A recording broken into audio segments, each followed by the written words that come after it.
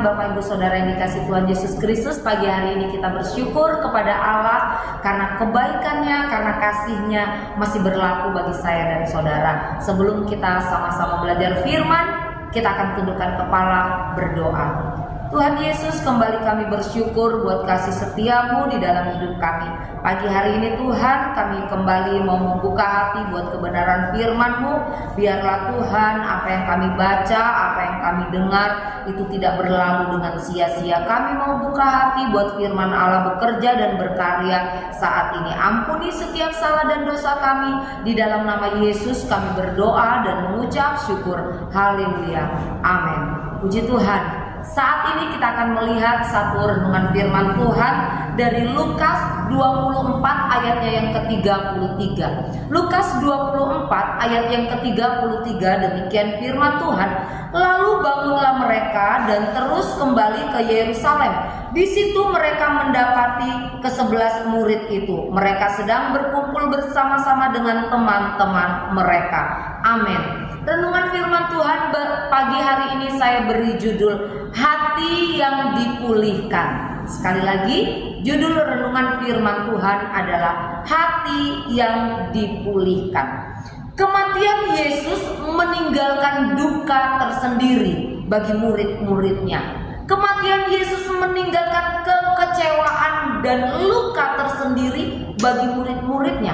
Hal ini terbukti dengan isi pembicaraan dari dua orang murid-murid yang sementara menuju ke Emmaus. Bapak Ibu Saudara yang dikasih Tuhan Yesus Kristus, itu bisa kita lihat di dalam ayat yang ke-19 sampai ayat yang ke-21 dari Lukas 24. Namun kebangkitan Yesus memberikan pemulihan hati bagi murid-murid. Perjumpaan murid-murid dengan Yesus yang sudah bangkit ini menjadi kunci hati mereka dipulihkan. Yesus yang hidup membawa pembaharuan. Yesus yang hidup membawa pemulihan bagi murid-murid.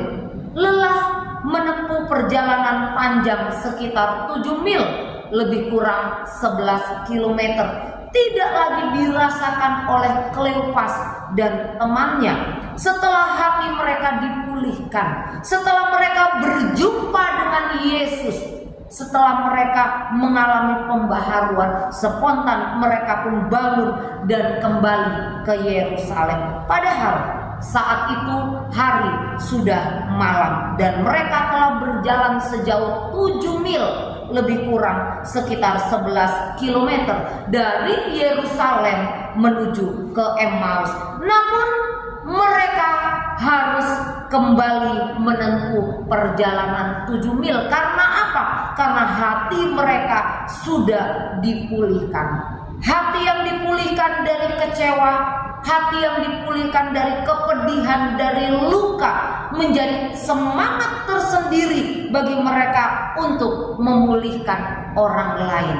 Tujuan mereka kembali ke Yerusalem, berjumpa dengan sahabat-sahabat, berjumpa dengan orang lain, berjumpa dengan teman-temannya untuk meyakinkan dan menceritakan bahwa Yesus sudah bangkit. Hati yang dipulihkan membawa perubahan 180 derajat dari muka yang muram, dari hati yang kecewa, putus asa, sedih, menjadi hati yang penuh dengan sukacita, bersemangat untuk memulihkan orang lain. Sebagaimana Kleopas dan temannya terlebih dahulu berjumpa dengan Yesus yang hidup, terlebih dahulu mengalami pemulihan hati, baru kemudian mereka bisa memulihkan teman-temannya, memulihkan orang lain yang mereka jumpai.